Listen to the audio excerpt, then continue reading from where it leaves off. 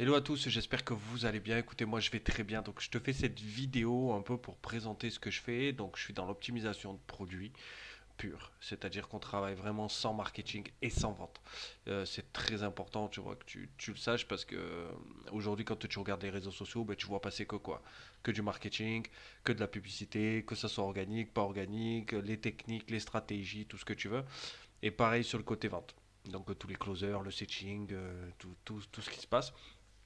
Voilà, le truc qu'il y a, c'est que pour moi, il manque quelque chose d'énorme, c'est le produit. C'est-à-dire qu'aujourd'hui, les sociétés, quand elles travaillent avec leurs produits, que ce soit une formation, un produit physique, un produit quelconque, quand les entrepreneurs développent quelque chose, en fait, ils développent en priorité le marketing et la vente. Parce qu'ils ont créé le produit, bien sûr, pour permettre de faire le marketing et la vente. Parce qu'il ne faut pas oublier que la base de tout, c'est ton produit.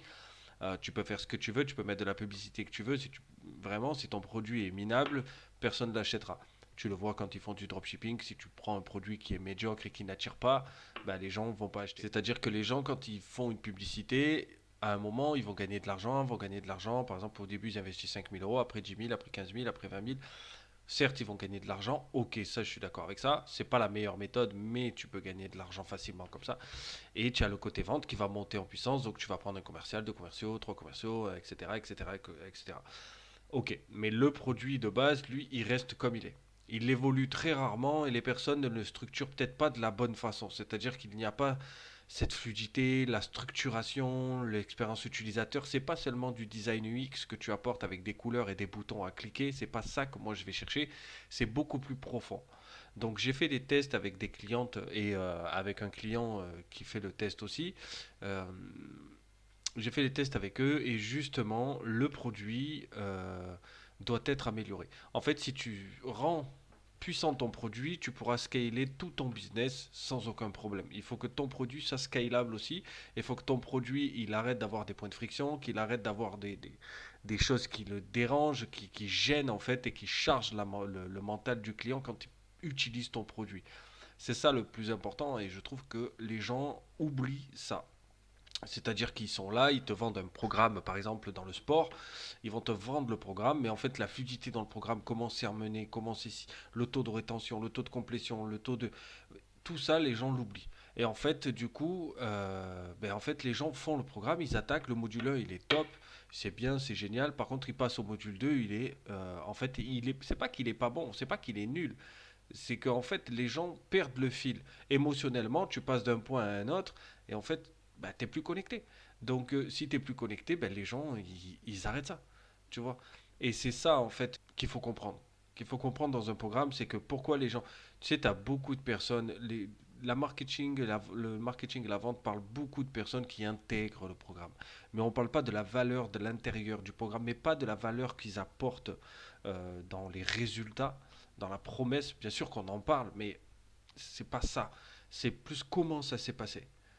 Comment ça s'est passé? Où est-ce que tu as eu tes blocages dedans? Où est-ce que tu en as eu marre de faire la formation? Et après, tu as repris parce que tu devais faire une pause. Ce point-là ne te plaisait pas. Comment c'était amené? Ça te plaisait pas. Il y avait plein de choses dedans. Et c'est ça, en fait, que moi je travaille. C'est vraiment l'optimisation du produit à l'état pur. C'est que je vais aller travailler le cœur même de ça. Donc, on va analyser ton business. On va mettre des choses en place. On va voir comment ça se passe. Euh, alors quand je dis business, bien sûr, c'est sur le produit. Je dis le mot business parce que c'est un peu un réflexe des fois. Donc en fait, comment toi, quand tu mets en place ton programme et comment tu fais ta formation, comment ça se passe? Est-ce que les gens, quand ils sont dans ton programme, ils sont contents? Ou tu vas me dire oui, s'ils achètent, c'est qu'ils sont contents, ils ont un problème, toi tu règles ce problème, c'est top. Maintenant, quand ils sont dedans, est-ce que c'est fluide? Est-ce que, pour te donner un exemple concret, quand tu t'ennuies, c'est un exemple que je partage souvent, hein. Quand tu t'ennuies, qu'est-ce que tu fais? Tu sors directement ton téléphone. Intuitivement, tu vas y aller sur Facebook, TikTok, toutes les choses qui t'intéressent et qui sont faciles d'accès et qui te libèrent le cerveau. Donc en fait, quand tu fais ça, tu n'as plus charge mentale. Ok, ta charge mentale, je parle de ça, hein, pas du reste de la vie. La charge mentale, qu'est-ce qu'elle fait? Elle disparaît. Ok, tu t'ennuies plus, tu t'occupes et en fait, tu te connectes. Quand les gens doivent rentrer dans ton produit, il doit se passer à peu près la même chose. Ok, je ne dis pas que tous les produits c'est possible de le faire. Le but c'est d'emmener cette personne à revenir dans ton programme, à utiliser ton programme, à recommander ton programme, à parler de ton programme à tout le monde, parce qu'il y a des choses qui peuvent aider des personnes, d'autres qui ne peuvent pas aider dedans. Le but c'est que tu puisses t'attirer du monde. Il faut comprendre que t'as pas que le marketing et la vente qui te permettent d'attirer du monde. Ton produit tout seul peut attirer du monde. Comment ça se fait? Prends un exemple, et je vais te prendre un exemple des plus grotesques, mais prends Apple. Ben, Apple, c'est quoi? Apple, est-ce que tu vois passer des publicités H24 qui payent 100 millions à l'année pour te vendre le téléphone? Est-ce que tu vois les commerciaux te vendre, à part en magasin, le produit? Non. Ce que tu achètes, c'est la recommandation d'Apple, c'est-à-dire la valeur d'Apple. Tu sais qu'Apple, c'est quelque chose de solide, le portable est très bien, la technologie qu'ils mettent en place dedans est au top, etc., etc., etc. Donc c'est le produit que tu parles. Et derrière, qu'est-ce que tu fais? Tu vas aller acheter le téléphone. Tu n'as plus besoin de personne. La seule personne qui va t'influencer, c'est un ami à toi, un proche, une famille, ta femme, ton homme, qui vont te dire, écoute, moi j'ai l'Apple, prends l'Apple. Ça, c'est une recommandation. Et qu'est-ce que tu vas faire? 80% de chance, tu vas écouter cette personne et tu vas aller prendre un Apple dès que tu as l'argent. Tu vois? Et là, on se concentre sur le produit. Moi, c'est ça. Je vais optimiser justement cette valeur-là, apporter ce truc-là, parce que aujourd'hui, dans le marché, ça n'existe pas.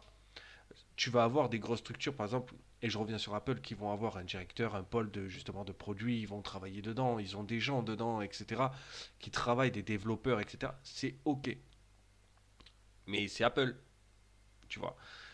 Et derrière, tu vas avoir des sociétés où ils vont avoir plusieurs pôles d'activité, le marketing, la vente, ben, le produit.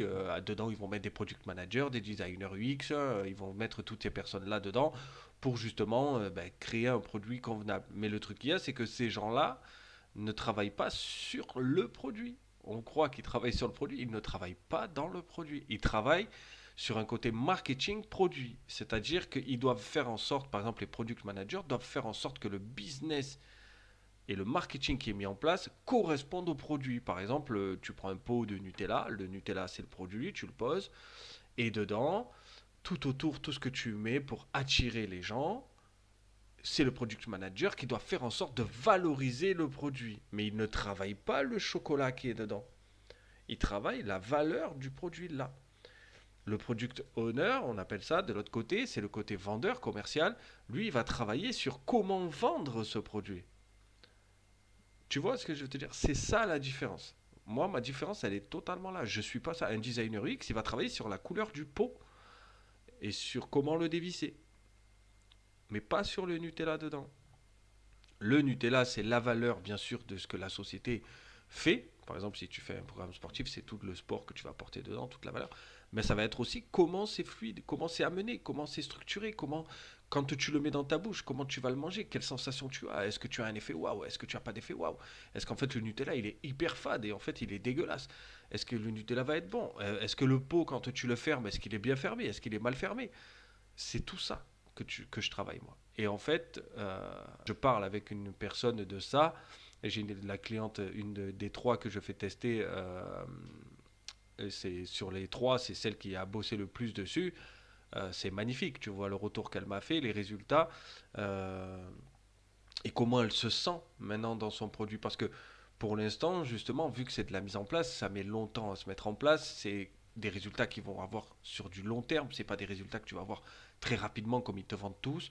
Mais par contre, la fluidité dedans, les clientes commencent déjà à lui faire plein de retours sur ça.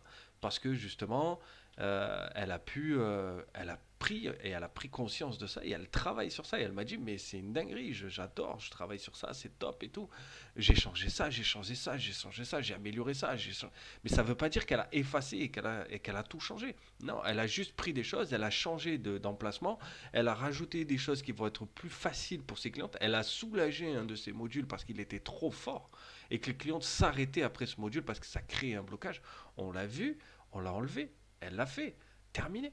Et en fait, aujourd'hui, son programme fonctionne très bien. Et c'est pas fini. On n'est qu'au début. Après, derrière, on va mettre en place plein de simplifications, plein de choses qui vont l'aider et pour faire en sorte qu'il soit scalable à 100% sans que je sois là. Le but, c'est que derrière, elle puisse l'entretenir. Bon, j'interviendrai toujours, c'est une cliente à moi, il n'y a aucun souci à ça. Mais il faut qu'elle puisse le continuel. Et c'est ça que moi je vais chercher. C'est vraiment cette pureté. En fait, un enfant qui a un cadeau à Noël du Père Noël quand il a ce cadeau, quand il a ce qu'il veut, quand il ouvre ce cadeau, c'est quoi son effet? Oh, imagine son sourire, imagine sa façon de réagir. Imagine maintenant demain tu achètes un produit et que tu as cet effet. C'est ça que je vais chercher, tout simplement. Parce que la pureté d'un produit, ça n'existe plus. Les gens te vendent tout et n'importe quoi et te vendent des choses qui ne te correspondent pas. Et en fait, ce qui te fait acheter, ben, c'est le marketing et la vente. Et quand tu achètes et que tu as le produit, tu te rends compte qu'en fait, ça ne te correspond pas. Le problème ne vient pas du fait que c'est toi qui as fait l'erreur. Bien sûr, c'est la personne qui t'a vendu ça qui a fait une erreur d'avatar client. Mais aussi, c'est que l'intérieur n'est peut-être pas bien amené pour toi. Parce que tant c'est un produit qui te correspond. C'est juste que la structure intérieure, ce qu'ils ont mis en place, ben, c'est bidon. Mais pas la valeur, je te parle. Je te parle du contenant, pas du contenu. Donc voilà, c'était vraiment pour t'expliquer ce que je fais, sur quoi je travaille, mon projet, comment ça se passe. J'ai fait cette vidéo sur mon PC. J'ai une qualité d'image, je pense, qui est affreuse, mais c'est pas grave, c'est ok. J'ai testé, j'ai voulu essayer pour voir comment ça donnait sur le PC parce que en fait, vu que je travaille, je me sens plus à l'aise comme ça. Donc voilà. Donc écoute, moi je te fais un bisou, je te dis à très vite. Ciao ciao.